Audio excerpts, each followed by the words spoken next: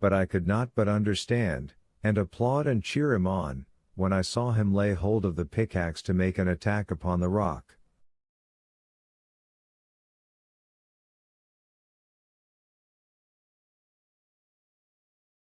"We are saved?" I cried. "Yes," cried my uncle, almost frantic with excitement. "Hans is right.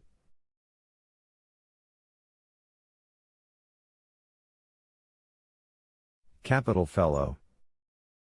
Who but he would have thought of it?" "Yes, who but he?" Such an expedient, however simple, would never have entered into our minds.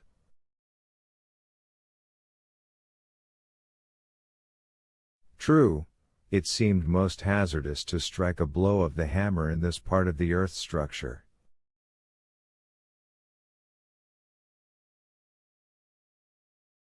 Suppose some displacement should occur and crush us all. Suppose the torrent, bursting through, should drown us in a sudden flood.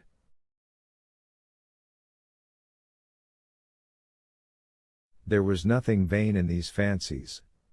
But still no fears of falling rocks or rushing floods could stay us now, and our thirst was so intense that, to satisfy it, we would have dared the waves of the North Atlantic.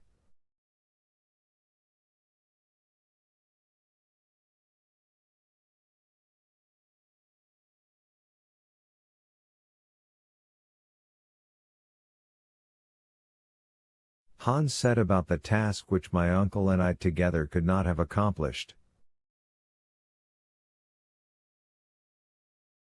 If our impatience had armed our hands with power, we should have shattered the rock into 1,000 fragments.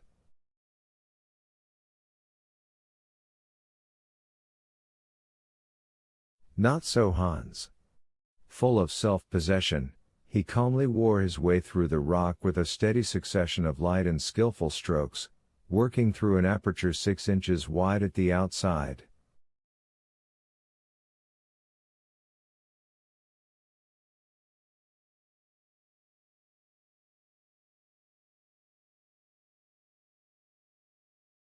I could hear a louder noise of flowing waters, and I fancied I could feel the delicious fluid refreshing my parched lips.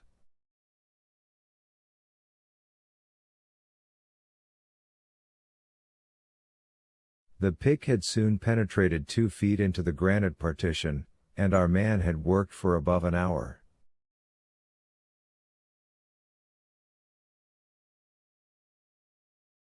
I was in an agony of impatience. My uncle wanted to employ stronger measures, and I had some difficulty in dissuading him. Still he had just taken a pickaxe in his hand, when a sudden hissing was heard, and a jet of water spurted out with violence against the opposite wall.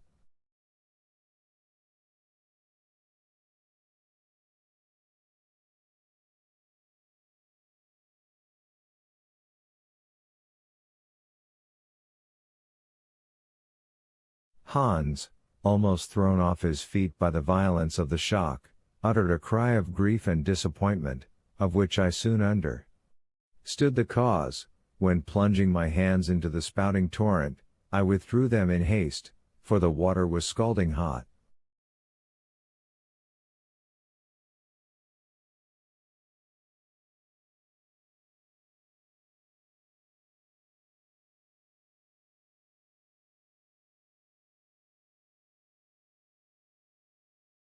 "The water is at the boiling point," I cried. "Well, never mind, let it cool," my uncle replied. The tunnel was filling with steam, whilst a stream was forming, which by degrees wandered away into subterranean windings, and soon we had the satisfaction of swallowing our first draught.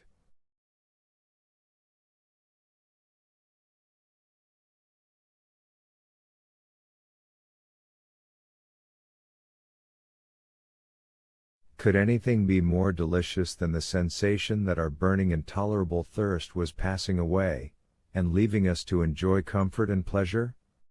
But where was this water from?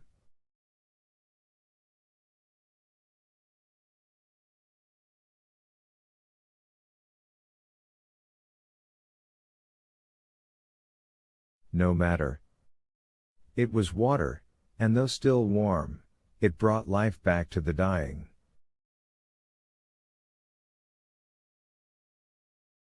I kept drinking without stopping, and almost without tasting.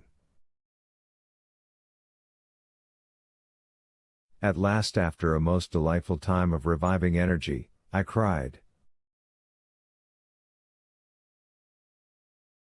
Why, this is a chalybeate spring.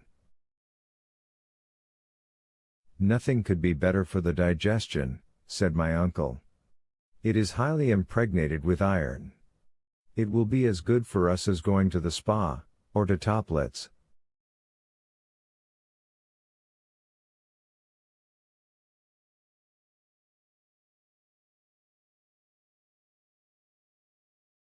Well, it is delicious. Of course it is. Water should be found 6 miles underground.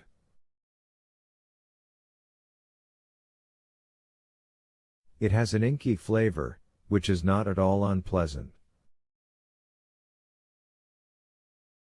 What a capital source of strength Hans has found for us here. We will call it after his name. Agreed, I cried. And hands back it was from that moment. Hans was none the prouder. After a moderate draught, he went quietly into a corner to rest. Now, I said, we must not lose this water. What is the use of troubling ourselves? My uncle replied.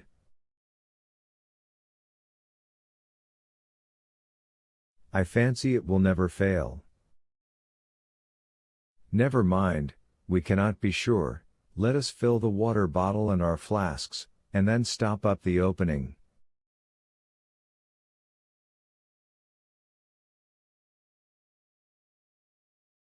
My advice was followed so far as getting in a supply, but the stopping up of the hole was not so easy to accomplish. It was in vain that we took up fragments of granite, and stuffed them in with tow, we only scalded our hands without succeeding.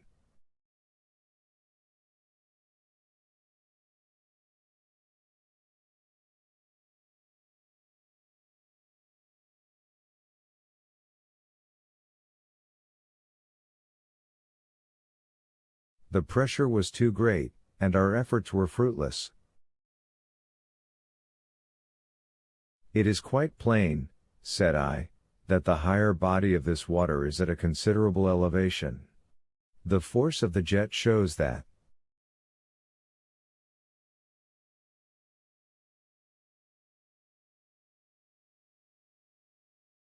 No doubt, answered my uncle. If this column of water is 32,000 feet high, that is, from the surface of the earth, it is equal to the weight of 1,000 atmospheres.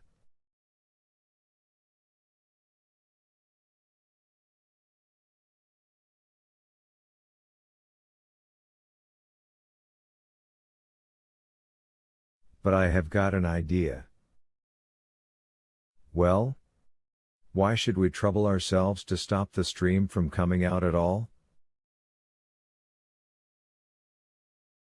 Because, well, I could not assign a reason. When our flasks are empty, where shall we fill them again? Can we tell that?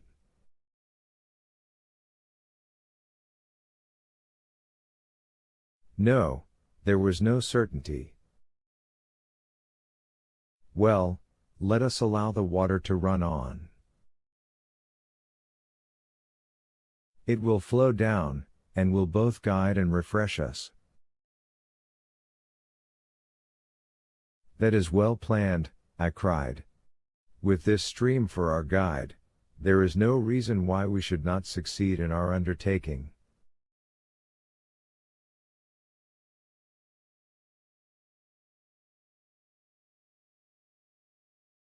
Ah, my boy. You agree with me now, cried the professor, laughing.